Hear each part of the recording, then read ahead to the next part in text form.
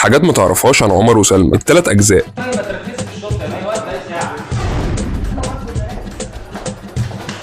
الجزء الاول حقق 21 مليون جنيه ايرادات، وبرغم ان ده وقتها كان رقم كبير بالنسبه للافلام عموما، الا انه كمان المنتج كسب كتير في الفيلم، لانه الفيلم نفسه اتكلف حوالي 7 مليون جنيه. اما الجزء الثاني اللي نزل بعده بسنتين على طول في سنه 2009 حقق اكبر نجاح في السلسله كلها 23 مليون جنيه، وتكلفه الجزء ده كانت حوالي 13 مليون جنيه. اما الجزء الثالث عمل اضعف ايراد في السلسله وهو 16 مليون جنيه، وحتى تامر حسني ما كانش راضي عن الجزء ده، لان الفيلم كان المفروض يتصور ما بين مصر وجنوب افريقيا، ولكن التصوير اتاجل اكتر من مره، لان هو ما كانش كده الفيلم لاسباب ماديه حصلت ان احنا نغير عشان مش هينفع نسافر. الفيلم كله كان سفر، غيرنا، كان ينفع يطلع احسن كده بكتير. ثلاث اجزاء كانوا بثلاث مخرجين مختلفين. الجزء الاول كان اخراج المخرج اكرم فريد، واللي اتقال انه كان في خلاف بينه وبين السبكي، فعشان كده ما اخرجش الجزء الثاني، واخرجه بداله المخرج احمد البدري. اما الجزء الثالث كان من اخراج المخرج محمد سامي.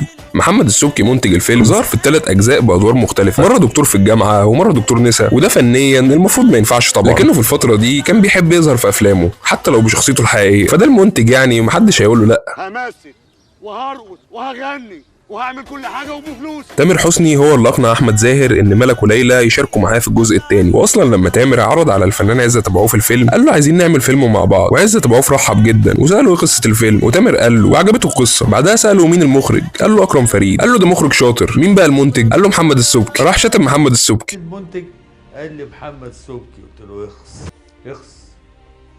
فقال لي ليه؟ ده راجل طيب قوي قوي. قلت له ده ابن 60. والسبكي وقتها كان قاعد جنب تامر وسمع وهو بيتشتم، ولكن برغم ده ما حصلش اي خلاف بينه وبين عزت ابو عوف. وعزت ابو عوف الله يرحمه عرف اصلا انه كان قاعد جنب تامر بعد ما اشتغل في الفيلم، واشتغل معاه كتير بعد كده في افلام تانية حتى غير عمر وسلمى. والله من يوميها وبقينا اصحاب جدا جدا.